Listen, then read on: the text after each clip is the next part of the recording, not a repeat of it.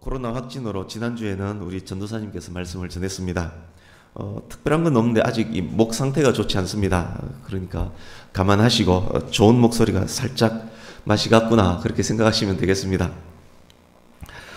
지난 주간 성경 읽기 범위 민수기 22장에서 32장이었고 이번 주 범위가 민수기 33장에서 신명기 7장입니다. 성경 읽기를 하다 보면 절기를 만났을 때 절기 설교와 연결하기가 참 어려운 면이 있는데 그렇지만 이 범위를 그대로 오늘도 이 범위 안에서 본문을 정했습니다. 본문으로 민수기 22장 1절에서 6절을 정했지만 전하게 될 말씀의 범위는 22장에서 32장 전체라고 해도 틀리지 않습니다. 뿐만 아닙니다. 민수기 22장에서 32장 내용의 상당 부분이 신명기 2장 3장에서도 반복이 됩니다. 그렇기 때문에 오늘 본문은 2주간 읽을 그 범위를 아우르는 그런 말씀입니다. 분량이 많아서 몇 주간 전해야 할 분량이지만 그 중에서 한 개의 줄거리를 잡고 1시간 동안 최선을 다해서 전해보겠습니다. 평소보다 한 3, 4분 길어질 수 있습니다. 감안하시고 그렇지만 성령께서 함께 하셔서 깨닫게 하시고 순종할 능력도 주시기를 기도하면서 집중할 수 있기를 바랍니다. 민수기 22장의 시간적 배경은 지지난주 본문이었던 민수기 11장에서 38년 이상이 흐른 때입니다. 출애굽한 지 40년이 지났고 출애굽 1세대들은 이제 다 죽었고 미리암도 아론도 죽었고 이제 모세도 죽음을 앞두고 있는 그런 상황 오늘 본문의 배경입니다. 20장 14절을 보십시오. 민수기 20장 14절 모세가 가데스에서 에돔 왕에게 사신을 보내며 이르되 가데스 바네아에서 모세가 에돔 왕에게 사신을 보내서 이렇게 말했습니다. 당신들 조상 에스와 우리들의 조상 야곱은 쌍둥이 형제가 아닙니까? 형제여, 이스라엘이 이러한 일을 겪으면서 애굽에서 나왔습니다. 지금 우리는 가데스 바네아에 있고 곧 가나안을 향해서 출발할 것입니다. 우리가 에돔 땅을 지나가도록 허락해 주십시오. 왕의 큰 길, 왕의 대로로만 지나가고 에돔의 조금의 손해도 끼치지 않겠습니다. 18절을 보십시오. 에돔 왕이 단호하게 NO라고 대답합니다. 19절 한 번 더 부탁해 봤습니다. 20절 이번에는 에돔 왕이 군대를 끌고 나와서 길목을 막아버립니다.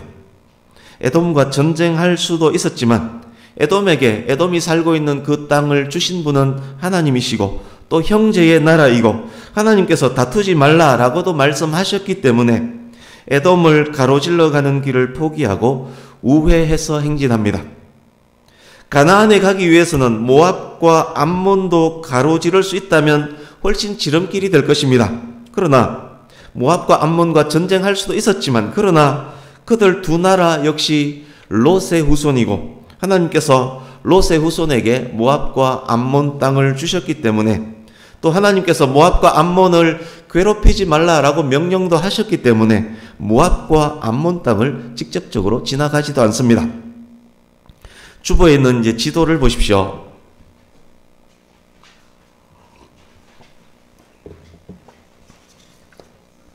개략적인 설명을 먼저 하겠습니다. 이후 말씀을 들으실 때도 수시로 이 지도를 확인하시면 많은 도움이 될 겁니다. 민수기 20장 현재 이스라엘이 있는 곳은 왼쪽 하단 지도 가데스 바네아입니다. 이 가데스 바네아의 위치가 정확하지는 않습니다. 제가 표시한 것은 다수설을 근거로 해서 설명하고 있습니다. 모세의 의도는 왕의 대로 지도에 빨간 줄로 남북으로 이어져 있는 그 길이 지금도 있는 왕의 대로 큰 길입니다. 왕의 대로를 따라서 에돔, 모압, 암몬 인근을 지나서 가나안으로 가는 그것이 모세의 의도입니다. 그런데 에돔도 모압도 암몬도 가로질러 통과할 수가 없었습니다. 지도상 1번이 요단강을 건너서 첫 번째 무너뜨렸던 성 여리고입니다. 갈릴리 호수에서 염해, 그러니까 사해바다로 이어지는 강, 청색 점선으로 표시된 강이 요단강, 그리고 요단 동편에 남쪽에 청색 표시 아르논 강이고 북쪽에 야복 강이 있습니다. 모압 바로 위에 아르논 강이 있고 그 위에 야복 강이 좌우로 있습니다. 요단 동편에는 이미 설명드렸듯이 에서와 롯을 조상으로 둔 나라 에돔, 모압, 암몬이 있습니다. 요단 동편에 이들 세 나라 외에 강력한 두 개의 왕국이 있었는데 바로 아모리와 바산입니다. 에돔, 모압, 암몬과 친분 관계를 맺고 사는 미디안, 오른쪽 보면 미디안, 아래 위로 이렇게 글자 표시해둔 미디안이 요단 동편 남북으로 길게 자리 잡고 있습니다. 지도상 2번은 아모리 왕 시혼이 살았던 헤스본입니다. 지도상 5번은 모세가 죽었던 느보산입니다. 느보산 북쪽, 여리고 맞은편, 요단강 동쪽에 넓은 평원이 있는데 바로 모압 평원, 모압 평지입니다. 실제로 여기서 느보산에서 모압 평지를 성지순례 때 봤는데 얼마나 넓은 평야가 쫙 펼쳐져 있는지 모릅니다. 시야가 굉장히 좋습니다. 여기에 지금 모압 평원이 있습니다. 지도상 3번, 4번, 6번은 말씀 전하는 중에 추가로 설명하겠습니다. 이제 본문으로 들어가겠습니다. 오늘 말씀의 제목은 발람입니다. 발람이라는 인물을 중심으로 본문을 풀어가겠습니다. 20장 14절에서 21절을 다시 보십시오. 에돔을 통과해서 가고 싶었지만 에돔 왕이 싸우자고 덤비는 바람에 다투지 말라는 하나님의 명령도 있었기 때문에 우회해서 에돔을 지나갑니다. 사해 남쪽으로 갔었는지 아니면 왕의 대로 우편으로 우회했었는지는 알 수가 없습니다. 모압 땅 근처로 왔지만 지도를 보셔야 됩니다. 모압 땅 근처로 왔지만 모압과도 싸우지 않고 우회해서 지나갑니다. 21장 10절에서 12절 보십시오. 21장 10절에서 12절 뭐뭇을 떠나 뭐뭇에 진쳤고가 반복되었습니다. 속도감 있게 이스라엘이 움직이고 있습니다. 21장 13절 보십시오.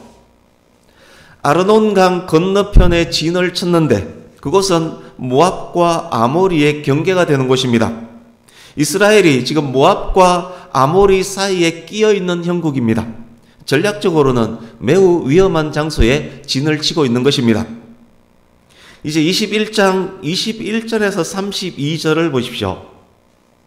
쭉 읽으시면서 한눈으로 보시면서 들으시면 됩니다. 이스라엘이 헤스본, 지도상 2번 헤스본에 살고 있는 아모리 왕 시온에게 사신을 보내서 이렇게 말합니다. 우리가 가나안으로 갈 건데 당신의 땅을 좀 지나가게 해주세요. 왕의 큰 길로만 갈 거고 당신들에게 조금도 피해 주지 않을게요. 시온은 매우 강력한 왕입니다. 시온이 모압 땅 상당 부분을 빼앗아 버렸습니다. 그래서 요단 동편의 강력한 왕이 시온입니다. 기세등등한 시온이 이스라엘의 그 말을 들을 리가 없습니다. 오히려 군대를 이끌고 지도상 3번 야하스에까지 와서 이스라엘을 공격합니다. 형제의 나라 에돔, 모압, 암몬과는 전쟁을 하지 않았지만 아모리와는 전쟁을 합니다. 이스라엘이 아모리를 쳐서 아르논 강에서 야복강까지 지역을 점령해버립니다. 지금 이스라엘이 어디를 점령했는지 지도를 보시면 여기서 여기까지 이스라엘이 점령했구나 생각하시면 됩니다. 지금 이스라엘이 아모리인의 땅에 거주하고 있습니다. 이스라엘이 암몬 경계까지 점령했지만 하나님의 명령에 의해서 암몬과는 전쟁을 하지 않습니다. 이제 33절에서 35절 보십시오. 모압과 암몬을 공격하지 않던 이스라엘이 북쪽 바산으로 올라갑니다. 요단 동편의 또 다른 강력한 왕 바산 왕 옥, 이 옥과 에드레이, 지도상 4번 에드레이에서 전쟁을 벌입니다. 옥은 신명기에 기록된 옥이라는 바산의 왕은 거인 장수입니다. 옥이 사용한 1인용 침대에 대한 묘사가 나오는데 사이즈가 가로 180cm, 세로 410cm라고 기록이 되어 있습니다. 그 정도로 큰 거인 장수였습니다. 그 옥과 옥의 나라 바산도 아모리가 그랬던 것처럼 이스라엘에 의해서 점령당합니다. 이스라엘이 요단 동편의 강력한 두 왕 시온과 옥을 쳐부수고 요단 동편을 실질적으로 장악해버렸습니다. 이제 민수기 22장 1절 보십시오. 이후 이스라엘이 진을 친 곳이 바로 모압 평지, 지도상 모압 평원입니다. 이제 지도를 보시면서 한번 생각해 보십시오. 모압 땅 상당 부분을 빼앗았던 강력한 아모리 왕 시온을 이스라엘이 쳐부수었습니다. 북쪽의 강력한 왕 거인 옥까지 부수었습니다. 그 무시무시한 이스라엘이 장정만 60만 명에 이르는 이스라엘이 현재 모압 평원에 진을 치고 있습니다. 어떤 나라가 가장 긴장되겠습니까? 당연히 모압입니다. 모압과는 싸우지 않고 북쪽까지 갔지만 모압 입장에서 현재의 이스라엘은 너무도 무섭고 두려운 존재입니다. 22장 2절에서 6절입니다. 이때 모압 왕의 이름은 발락입니다. 지금 좀 후에 발락이 나올 거고 발람이 나올 겁니다. 이름이 비슷하지만 쌍둥이 같은 이름이지만 발락과 발람을 잘 구분하셔야 됩니다. 발락은 모압의 왕입니다. 발락이 이스라엘 자손들이 너무 두렵습니다. 걱정 근심에 잠을 잘 수가 없습니다. 이런저런 대안을 찾습니다. 친분 관계가 있는 미디안의 장로들과 대책 회의도 합니다. 고민하고 생각하고 회의에서 도출한 결론이 발람입니다. 발람은 당대에 가장 유명했던 점쟁이 복술가입니다. 고대 아람 문서에도 발람의 명성이 여러 세대 동안 유명했다라는 그런 고대 기록이 있습니다. 발락이 메소포타미아 유브라데 강 인근 버돌에 사는 발람에게 이런 편지를 써서 사신에게 들려보냅니다. 편지 내용은 이러했습니다. 이러저러하니 와서 좀 도와주시오. 와서 이스라엘을 저주해 주시오. 당신이 이스라엘을 저주하면 이스라엘이 저주받을 것인 줄 내가 알고 있어. 마치 창세기 12장을 인용하듯이 그렇게 인용하면서 발람을 불러옵니다. 신명기 기록에 의하면 이 모압이 발람을 데려오는 이 행동에 암몬도 동조했다. 암몬도 같이 동참했다라고 기록이 되어 있습니다. 이제 7절에서 14절입니다. 사신은 모압의 장로들과 미디안 장로들로 구성되어 있습니다. 지금 발람 이야기를 계속 해 나갈 텐데 영화 한 장면을 보듯이 스토리로 쭉 길게 이어져 나가면 잘 이해가 될 겁니다. 복채 잔뜩 들고 발람에게로 가서 발락 왕의 말을 전했습니다. 하나님께서 모압 왕에게 자신의 뜻을 알려주시는 도구로 이때의 발람을 사용하십니다. 하나님께서 발람에게 그때 이렇게 말씀하셨습니다. 12절의 기록입니다. 그들과 함께 가지도 말고 그 백성을 저주하지도 말라. 그들은 복받은 자들이다. 하나님께서 말씀하시니까 발람이 그 말을 듣습니다. 사신들이 빈손으로 모압 왕 발락에게 다시 돌아옵니다. 이제 15절에서 20절입니다. 발락이 더 높은 관직에 더 많은 사람들로 구성된 사신단을 보내면서 또 말합니다. 제발 도와주라. 아무것도 거리끼지 말고 오너라. 내가 너를 존귀하게 할 것이고 네가 원하는 거 다 줄게. 제발 와서 이스라엘 좀 저주해 주라. 발람이 사신들에게 말합니다. 당신 집에 은과 금 가득히 내게 줄지라도 내가 여호와의 말씀에 가감해서 저주하거나 축복할 수 없습니다. 그렇지만 하루만 기다려 주십시오. 내가 하나님께 여쭤볼게요. 그때 하나님께서 발람에게 말씀하십니다. 그들과 함께 가거라. 그렇지만 내가 네게 이르는 말만 해야 된다. 이제 21절에서 35절입니다. 발람이 발락에게로 가는 그 길에 여호와의 사자가 칼을 들고 섰습니다. 여호와의 사자가 거기에 온 이유는 하나님께서 주신 말씀 외에 다른 말을 해서는 안 됨을 한 번 더 강조하시기 위해서입니다. 나귀가 말을 하며 발람을 꾸짖는 특이한 장면이 나옵니다. 하나님께서는 나귀의 입을 여시면서까지 발람에게 주의를 주고 계신 것입니다. 이제 36절에서 40절입니다. 발람이 발락에게 도착했습니다. 발락이 소와 양을 잡아서 극진하게 마술사 발람을 대접합니다.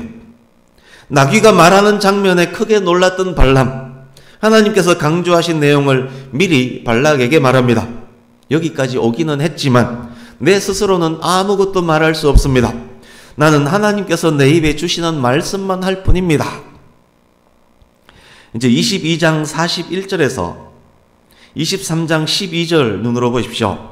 발람의 첫 번째 예언에 대한 기록입니다. 23장 7절에서 10절 보십시오. 이스라엘 전체 무리가 보이는 바알 산당에서 발람이 하나님께서 주신 말씀을 발락에게 이렇게 선포합니다. 발락이 나를 여기에 데려와서 이스라엘을 저주하라 했지만 하나님께서 저주하지 않으신 자를 내가 어찌 저주하며 여호와께서 꾸짖지 않은 자를 내가 어찌 꾸짖으랴. 내가 보니 이스라엘은 하나님께서 특별하게 선택한 백성이로다. 이 백성은 홀로 살 것이라. 이게 주석하면 하나님께서 특별히 선택한 백성이다 라는 의미입니다. 수가 워낙 많아서 이스라엘의 4분의 1도 능히 셀 수 없다. 아, 나도 이스라엘 백성처럼 복받은 백성이 되고 싶다. 이스라엘을 저주하기 위해서 많은 비용을 지불하면서까지 발람을 데려왔지만 하라는 저주는 하지 않고 오히려 이스라엘을 축복하고 있습니다. 발락이 짜증 부리면서 화를 냈지만 발람은 하나님께서 주신 말씀 외에 다른 말을 선포하지 않았습니다. 이제 13절에서 26절 발람의 두 번째 예언입니다. 이번에는 발람을 비스가산 꼭대기, 지도상 5번입니다. 모세가 죽었던 그 산 비스가산 꼭대기로 데려갑니다. 모압 평원에 진을 치고 있는 이스라엘의 큰 무리 끝부분이 보입니다. 18절에서 24절 보십시오. 궁금해하는 발락에게 하나님께서 주신 말씀대로 발람이 이렇게 예언합니다. 하나님은 말씀하신 바를 행하시는 분이다. 하나님께서 이스라엘과 함께 하신다. 하나님께서 이스라엘의 허물과 반역을 오래 참으시며 용서하신다. 하나님이 애굽에서 인도하여 낸 이스라엘이 마치 들소와 같이 힘이 있다. 무슨 점술로도 어떤 복술로도 이스라엘을 해할 수 없다. 이 백성은 마치 암사자와 같고 수사자와 같다. 저주하라고 복채 많이 주며 데려왔더니 또 축복하고 있습니다. 발락이 화가 나서 말합니다. 이스라엘을 저주하지도 축복하지도 말라. 발람이 말합니다. 하나님께서 주신 말씀 외에 내가 말하지 않겠다고 말했잖아요. 이제 23장 27절에서 24장 9절까지입니다. 그렇지만 그래도 발락이 포기하지 않습니다. 투자한 돈이 얼만데 포기하겠습니까? 자기가 원하는 답이 나올 때까지 계속 시도합니다. 이번에는 부올산 꼭대기로 발람을 데려갑니다. 부올산 꼭대기가 어디 있냐 하면 지도상 5번이 비스가산인데 비스가산의 한 봉우리가 부올산 꼭대기입니다. 지금 현재의 발람은 하나님의 위대하심을 깨달아 알고 있는 상태입니다. 하나님께서 이스라엘을 축복하는 것을 기뻐하고 계신다. 그것도 알고 있습니다. 이번에는 복술, 점술을 쓰지 않고 온전히 하나님의 말씀에 귀를 기울입니다. 하나님의 영이 발람에게 임하셔서 말씀합니다. 이제 그 영에 의해서 발람이 이렇게 예언을 합니다. 이스라엘은 하나님의 백성들이다. 야곱의 장막이, 야곱의 거처들이 어찌 그리 아름다운고. 이스라엘은 흥왕하리로다. 하나님이 그들을 애굽에서 인도하여 내셨으니 들소와 같은 힘으로 적국을 삼킬 것이다. 이스라엘은 또한 수사자 같고 암사자 같구나. 감히 누가 이스라엘을 대적한단 말이냐. 이스라엘을 축복하는 자마다 복을 받을 것이고 이스라엘을 저주하는 자마다 저주를 받을 것이다. 그 예언을 들은 발락이 화를 내면서 손바닥을 치면서 소리를 칩니다. 저주하라고 했더니 계속 축복만 하는구나. 네가 3번이나 이스라엘을 축복했다. 이놈아 꺼져버려라. 또다시 내 눈에 띄면 죽을 줄 알아. 발람이 말합니다. 내가 하나님 주신 말씀만 전한다 했잖아요. 금과 은 다 준다 해도 바뀌지 않아요. 이제 나는 내 집으로 갑니다. 발람과 발락이 헤어지면서 선포한 말씀이 네 번째 예언 15절에서 25절입니다. 이 네 번째 예언은 주목할 만합니다. 멜기세덱이 아브라함을 축복할 때 사용했던 하나님의 이름, 지극히 높으신 자라는 말이 등장합니다.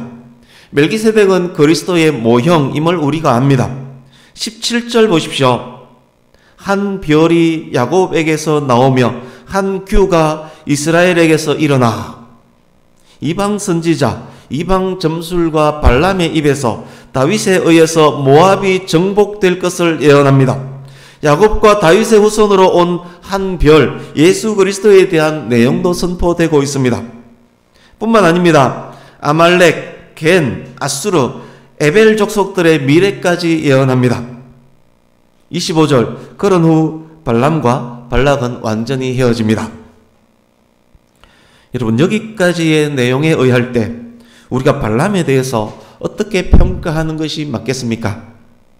금과 은, 권력의 유혹이 있었지만, 생명의 위협도 있었지만 하나님의 말씀을 온전히 전한 선지자, 이렇게 평가할 수 있지 않겠습니까?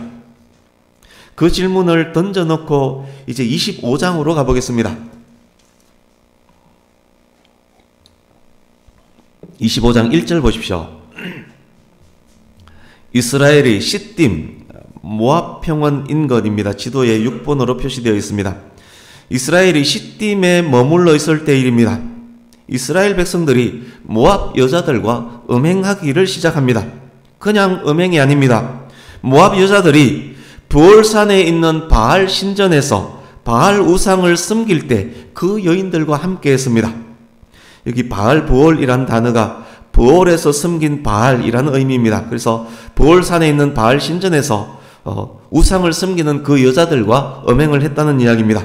우상 숭배와 함께 음행을 저질렀다는 말입니다. 이스라엘 백성들이 우상 숭배의 죄, 음행의 죄, 간음의 죄를 저질렀습니다. 범죄의 원인은 모압 여인들의 꼬임에 넘어갔기 때문입니다. 금송아지 숭배했던 그때 그 일이 모양만 살짝 바뀐 채로 그대로 여기서 자행되고 있습니다. 믿지 않는 사람과 결혼함이 얼마나 큰 위험을 초래할 수 있는지, 신실한 성도를 배우자로 맞이함이 얼마나 중요한지를 또 보여주는 말씀입니다. 제가 이 이야기를 자꾸 하는 이유는 우리 교회 청년들 그리고 학생들 앞으로 배우자를 택할 때 정말 심사숙고해서 신앙을 최우선순위를 보라, 그걸 계속 강조하기 위함입니다. 성경 전체의 흐름이 그런 흐름입니다. 이제 6절과 14절, 15절 보십시오. 6절, 14절, 15절. 음행과 관련된 한 사례가 기록되어 있습니다. 시몬 지파 한 가문의 지도자인 시므리가 미디안 한 가문 수령의 딸인 고스비를 이스라엘 백성들이 다 보고 있는데도 이스라엘 진영 안 자기 천막으로 데리고 가서 음행을 저지르고 있습니다. 그때가 언제입니까? 6절 보시면 온 회중이 회막문에서 울 때입니다. 이스라엘 온 회중이 왜 울고 있었습니까? 4절 5절 보십시오. 모압 여인과 함께 바알 보올에 가담한 자들이 죽임을 당했습니다. 9절 보십시오. 음행한 죄로 이스라엘 진영 안에 연병이 퍼져서 24,000여 명이 죽었고 지금도 병으로 계속 죽어가고 있는 그런 때입니다. 그것으로 인해서 24,000명이 죽었으니까 그것으로 인해서 슬퍼하며 울고 있던 때에, 사안이 그토록 심각하던 그때에 지파 한 가문의 지도자 시므리가 이번에는 모압이 아니라 미디안 여인을 데리고 자기 천막으로 데리고 갔다는 이야기입니다. 7절 8절 보십시오. 이때 제사장 가문의 비느하스가 음행하는 두 남녀를 창으로 찔러 죽입니다. 비느하스가 의분으로 행했던 이 행동이 하나님의 진노를 누그러뜨렸고 24,000여 명을 죽게 한 연병, 그 연병을 멈추게 했습니다. 16절 18절 보십시오. 이스라엘을 유혹한 미디안의 일로 인해서 하나님께서 미디안을 치라 명령하십니다. 이제 31장으로 가보겠습니다. 31장 1절에서 12절 보십시오. 하나님께서 명령하신 대로 미디안을 치는 장면입니다. 이스라엘 군대가 승리합니다. 아모리, 바산, 미디안까지 모압과 암몬을 제외한 요단 동편을 이스라엘이 이렇게 완전 장악해버렸습니다. 요단 동편 이 땅을 나중에 르우벤, 갓, 므낫세 반지파가 정착을 하게 됩니다. 지금까지 말씀드린 내용들 모두가 제목으로 정한 인물 발람과 관계가 있습니다. 아까 미리 드렸던 질문, 발람은 과연 하나님의 선지자였나? 그것에 대한 대답과도 관련이 있습니다. 말씀 몇 곳을 확인하겠습니다. 먼저 31장 8절 뒷부분 보십시오. 31장 8절 뒷부분 보시면 이스라엘이 미디안을 칠 때 발람도 죽임을 당합니다. 여호수아서에서는 동일한 내용을 설명할 때 발람을 일컬어 점술가 발람이라고 칭합니다. 하나님의 말씀대로만 예언했던 사람인데 왜 점술가라고 칭할까요? 이스라엘에게 축복만 했던 이 사람을 왜 죽였을까요? 이제 민수기 31장 16절 같이 읽습니다. 31장 16절 시작. 보라, 이들이 발람의 꾀를 따라 이스라엘 자손을 부올의 사건에서 여호와 앞에 범죄하게 하여 여호와의 회중 가운데에 연병이 일어나게 하였느니라. 이게 무슨 말씀입니까? 이스라엘 백성들이 모압의 우상을 섬기며 모압 여인과 음행하고 미디안 여인까지 천막 안으로 끌고 올 만큼 타락하게 된 것의 배후에 발람이 있었다는 이야기입니다. 신약 성경에도 발람이 등장합니다. 찾아 읽어야 하지만 제가 읽어드리겠습니다. 베드로후서 2장 15절 16절 제가 읽어드리겠습니다. 잘 들으셔야 합니다. 그들이 바른 길을 떠나 미혹되어 보올의 아들 발람의 길을 따르는도다. 그는 불의의 싹을 사랑하다가 자기의 불법으로 말미암아 책망을 받되 말하지 못하는 나귀가 사람의 소리로 말하여 이 선지자의 미친 행동을 저지하였느니라. 지금 베드로 사도가 거짓 선지자와 거짓 선생들에 대해서 말하는 중에 그에 대한 샘플로 발람을 소환합니다. 발람이 불의의 싹을 사랑했다. 나귀가 말하며 혼내는 것을 경험했으면서까지도 계속 돈의 욕심을 부렸다. 발람은 미친 선지자다 라고 말합니다. 유다서 11절 제가 읽어드립니다. 역시 거짓 교사들을 언급하면서 삭을 위해 어그러진 길로 갔던 발람이라고 소개합니다. 요한계시록 2장 14절은 우리 같이 읽어보겠습니다. 신약성경 401페이지 발람에 대한 종합이라고 할 수 있습니다. 요한계시록 2장 14절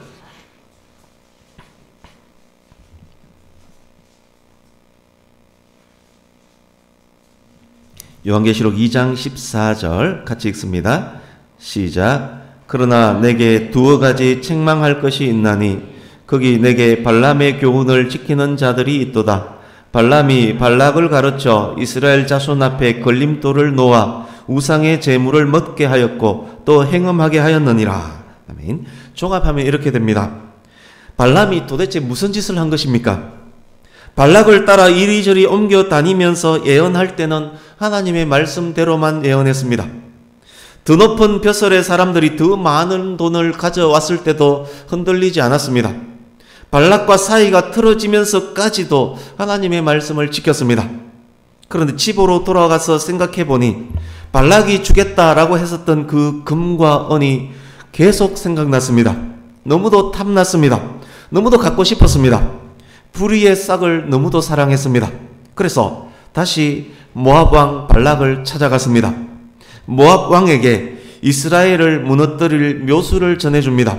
그 조건으로 더 많은 돈을 받았습니다. 발람이 전했던 묘수가 뭐였겠습니까? 미인계를 사용하라. 모압 여인, 미디안 여인들을 이용해서 이스라엘 사람들을 유혹하라.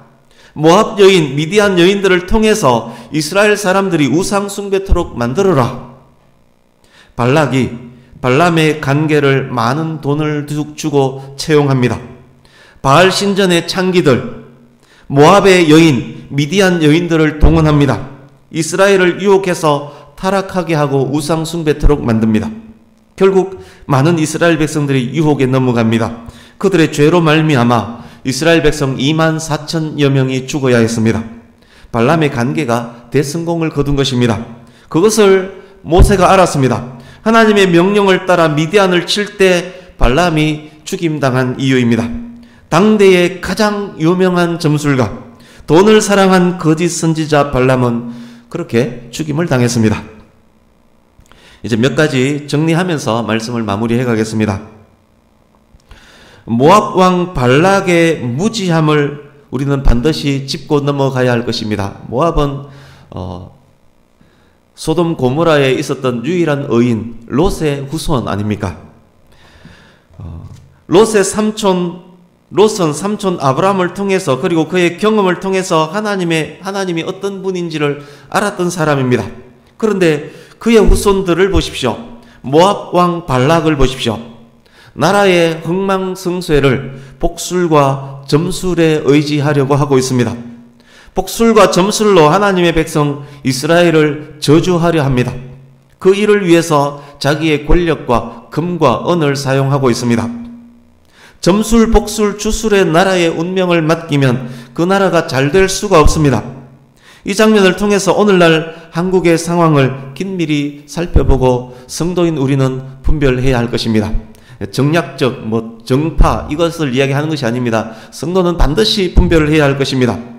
경제와 국방이 튼튼한 나라가 좋은 나라가 맞습니다. 그러나 더욱 중요한 것 있습니다. 진짜 좋은 나라, 잘 되는 나라는 정의롭고 공의로운 나라, 고아와 과부와 나그네를 돌보는 나라입니다. 정의와 공의뿐만 아니라 복지까지 있어야 된다는 그런 말씀입니다.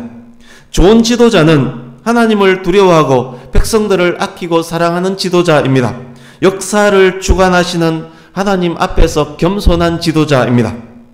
성도된 우리는 그런 나라, 그런 지도자, 그런 나라의 백성들이 되기 위해서 점괘, 복술, 주술, 굿, 우상 숭배가 창궐하는 나라가 되지 않도록 잊지 않고 기도하며 노력해야 될 것입니다.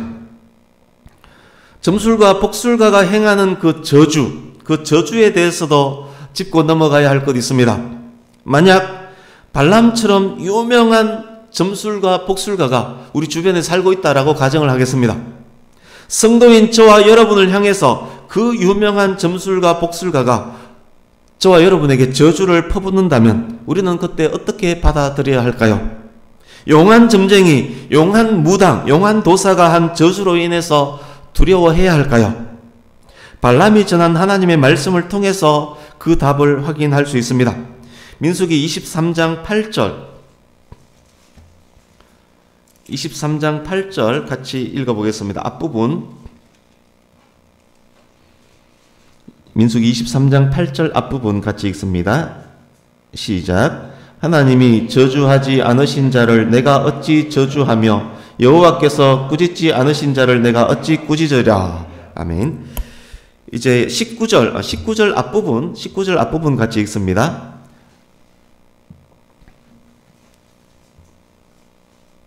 (23장) 19절이 아닌데 제가 읽어드리겠습니다. 19절 제가 원고에 잘못 적은 것 같은데 야곱을 해할 점술이 없고 이스라엘을 해할 복술이 없도다. 몇 절입니까? 23절. 우리 23절 앞부분 같이 읽습니다. 시작. 야곱을 해할 점술이 없고 이스라엘을 해할 복술이 없도다. 아멘. 이제 잠언 26장 2절을 제가 읽어드리겠습니다. 까닭 없는 저주는 참새가 떠도는 것과 제비가 날아가는 것 같이 이루어지지 아니하느니라. 아멘. 그렇습니다. 점술과 복술가의 점술 복술이 하나님의 백성의 틀 것 하나도 해할 수 없습니다. 여호와께서 복 주신 성도를 감히 점장이가 어찌한단 말입니까? 그들이 밤새도록 저주를 퍼부을지라도 참새와 제비가 날아가듯 허공으로 사라지고 말 것입니다. 발람이 4번에 걸쳐서 이스라엘을 축복했음을 우리가 확인했습니다. 4번의 축복을 압축하고 요약하면 무엇이 될까요? 창세기 12장 2절 3절을 제가 읽어드리겠습니다. 하나님께서 아브라함을 부르실 때 하신 말씀입니다. 내가 너로 큰 민족을 이루고 네게 복을 주어 내 이름을 창대하게 하리니 너는 복이 될지라.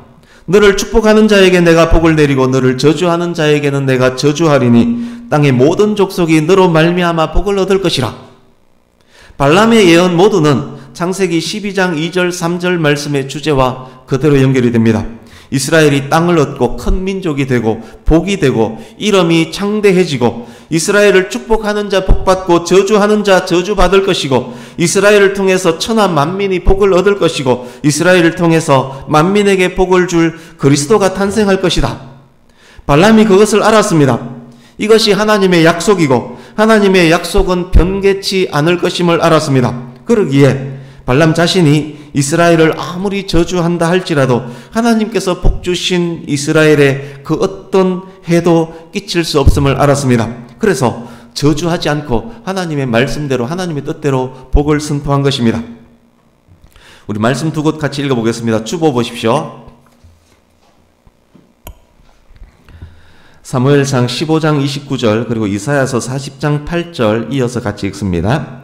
시작. 이스라엘의 지존자는 거짓이나 변개함이 없으시니 그는 사람이 아니심으로 결코 변개하지 않으심이니이다. 풀은 마르고 꽃은 시드나 우리 하나님의 말씀은 영원히 서리라. 아멘. 이제 23장 19절 발람이 선포한 하나님의 말씀 중 한 구절 민수기 23장 19절 같이 읽습니다. 시작. 하나님은 사람이 아니시니 거짓말을 하지 않으시고 인생이 아니시니 후회가 없으시도다.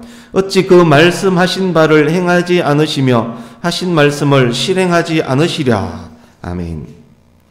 발람이 그러니까 너무도 정확히 하나님의 말씀은 영원하고 변함이 없을 것임을 알고 있습니다. 그런데 발람이 어쩌다가 거짓 선지자의 샘플이 되어버렸을까요? 영원한 하나님의 말씀이 변하지 않음을 알았던 발람이 어쩌다가 이스라엘을 타락해 하는 묘수를 생각하게 된 것일까요? 발람은 영원하신 하나님의 말씀보다 돈을 더 좋아했습니다. 자기가 행하는 일이 불의한 일일지라도 그 불의에 상만 주어지면 행하는 사람이었습니다. 그래서 돈 받고 묘수를 짜냈습니다. 발람은 어떻게 그런 묘수를 생각할 수 있었을까요? 하나님의 말씀은 영원하고 변하지 않지만 그렇지만 인간은 불완전하고 유혹되고 미혹당한다는 것을 알았기 때문입니다. 하나님은 완전하시지만 타락한 인간은 나약하다는 것을 알았습니다. 영원한 하나님의 말씀은 어떤 방법으로도 변개토록 할 수 없지만 인간의 나약함을 공격하면 얼마든지 타락해 해서 무너뜨릴 수 있음을 알았습니다. 영원하고 완전한 하나님 말씀 앞에 반역하고 타락한 인간을 딱 갖다 놓는 그 방법을 사용한 것입니다. 그것을 위해서 모압과 미디안 여인 동원해서 우상 숭배하고 음행하게 만들었던 것입니다. 하나님을 확실히 알지만 돈, 명예, 권세를 얻기 위해서라면 성도의 영혼은 안중에도 없는 타락한 목회자, 거짓 선지자의 샘플을 발람이 보여주고 있습니다. 하나님의 완전하고 영원한 말씀을 소유하고 있으면서도 나약해서 넘어지고 자빠지는 우리의 모습, 그 모습의 샘플 또한 이스라엘에게서 볼 수 있습니다. 사랑하는 성도님 여러분, 예수님께서 무시무시한 십자가가 있는 줄 알면서도 뚜벅뚜벅 예루살렘을 향해 걸어가셨던 날을 기념하는 종려주일입니다. 왜 그렇게 걸어가셨습니까? 우리의 연약함, 우리의 나약함 아셨기 때문 아니겠습니까? 우리의 죄인된 우리의 운명 아셨기 때문입니다. 이대로 두면 영원한 죽음을 맞이할 수밖에 없는 우리를 불쌍히 여기셨기 때문입니다. 영원하시고 완전하신 하나님의 아들이 우리의 나약함과 죄, 불완전함을 감당하시기 위해서 예루살렘으로 십자가 죽음을 향해서 들어가셨습니다. 완전하신 하나님의 아들이 불완전한 인간을 완전한 하나님의 아들로 만들기 위해서 불완전한 인간의 몸을 입고 오셔서 인간의 죄를 다 감당하고 죽기 위해서 걸어가셨던 그 길입니다. 예수님의 대속의 은혜로 저와 여러분이 하나님의 자녀가 되었습니다. 어떤 복술로도 점술로도 해할 수 없는 하나님의 백성이 되었습니다. 종려주일, 오늘 말씀을 통해서 우리는 무엇을 깨달아야 하며 무엇을 다짐하며 순종해야 할까요? 우리는 들의 풀처럼 마르고 시들지만 하나님의 말씀은 영원하다는 것입니다. 발람도 그것을 알았지 않습니까? 마르고 시들 인생, 썩어질 돈, 명예, 권력을 의지하는 것이 아니라 영원하시고 완전하신 하나님의 말씀을 더욱 의지해야 한다는 것입니다. 말씀으로 이 땅에 오신 하나님만을 의지해야 한다는 것입니다. 다른 그 무엇으로도 하나님과 바꿀 수 없다는 것입니다. 그런 삶이 참 하나님의 자녀로 살게 할 것입니다. 영원하신 말씀이 우리의 삶을 이끌고 우리 삶에 적용되는 삶, 세상의 그 무엇으로도 그 어떤 저주로도 하나님과의 관계를 끊을 수 없는 그런 삶을 살게 되는 것입니다.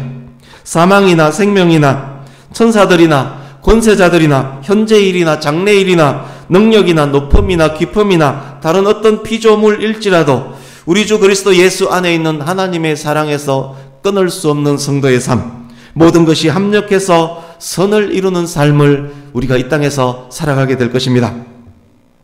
발람과 같은 어리석은 자들은 한 사람도 생기지 않을 것입니다. 영원하신 하나님의 말씀에 집중하면 나의 나약함은 감춰지고 사라지고 줄어들게 되는 것입니다. 말씀을 마칩니다. 영원하신 하나님 말씀 안에서 궁극적 승리를 바라보면서 이 땅에 사는 모든 날 동안 헛된 것에 흔들리지 않으며 영원하신 말씀 의지하고 강하고 담대히 승리하는 복되고 복된 저와 여러분 될 수 있기를 예수님 이름으로 축복합니다. 성령의 충만함으로 죄의 영향을 받을 수밖에 없는 나약함을 이기고 승리하는 우리 모두가 될 수 있기를, 저와 여러분의 가정 가문 될 수 있기를 예수님 이름으로 축복합니다. 아멘. 기도하겠습니다.